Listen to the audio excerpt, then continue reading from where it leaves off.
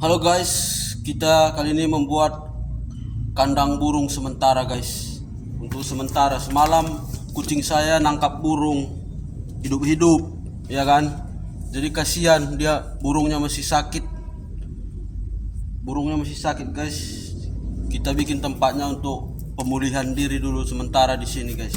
Kalau memang nanti dia selamat, kita asuhkan gitu guys.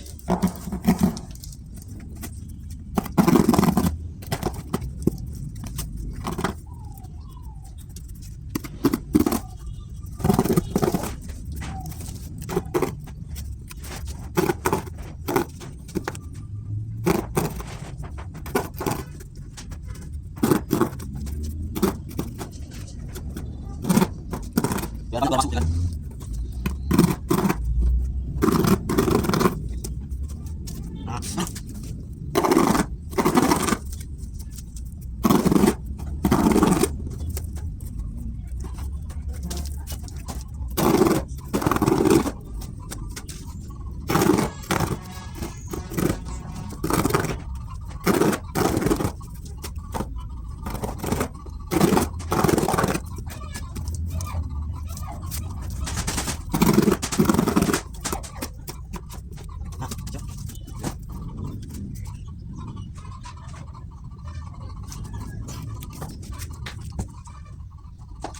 Guys, ya kan,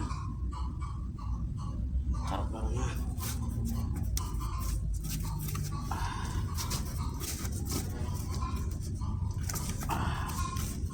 Tenang, dalam guys, tenang guys, mantap.